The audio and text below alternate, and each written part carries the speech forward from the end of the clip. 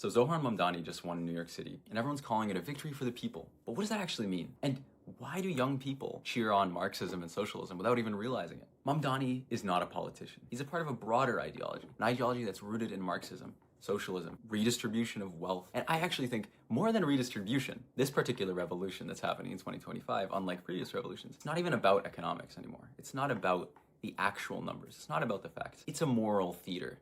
And I think that that's a good term that I'm gonna start using. It's a moral theater. The far left's playbook is Marx rewritten for modern TikTok. Karl Marx is not digestible. It's heavy, it's difficult. Most people would not read that. The playbook had to be rewritten for TikTok. The oppressed versus the oppressor. Workers versus owners. The poor versus the billionaires. Except I think now, the class struggle, it's not material. It's emotional. It's our feelings. It sells guilt to the rich and virtue to everyone else. And that's exactly what I think has happened in New York City. And to illustrate this, I'm actually, instead of talking about specific politics or policies, I'll say for a separate video, I want to talk about the speech that Billie Eilish gave when she was receiving an award. She called out billionaires. She basically said billionaires are evil. Well, I think Zuckerberg was in the room with her. She's worth like 50 or $100 million or something. And I'm not even saying it's hypocrisy, although it obviously is. It's branding. Her audience doesn't care about her bank account, not really. What it cares about is her message. They want to feel her message. They want to experience it. Young, idealistic, pathos-driven people, they hear her message and they think that she is one of us, that she's their crusader, that she's their warrior. I'm not picking on Billie Eilish here. All sorts of celebrities you can think of, all sorts of folks espouse this sort of this hero savior ideology, a person of the people. Zohran Mamdani is no different. Billionaires are not dragons hoarding gold. They're people who've created wealth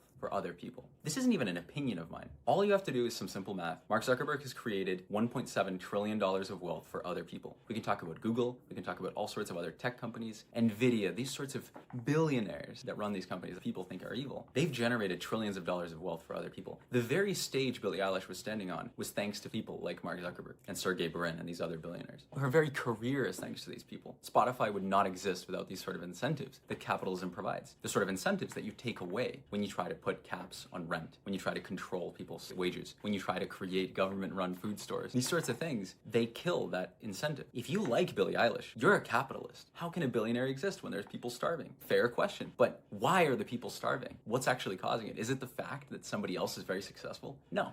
It's not. Because that's what capitalism is. When we create value, it doesn't take away value from someone else, which is why I'm endlessly fascinated in creating and building businesses, building a YouTube channel, building a physique, because you can create value. It's not a zero-sum game. Let's think about that. If you have any ideas, let me know down in the comments.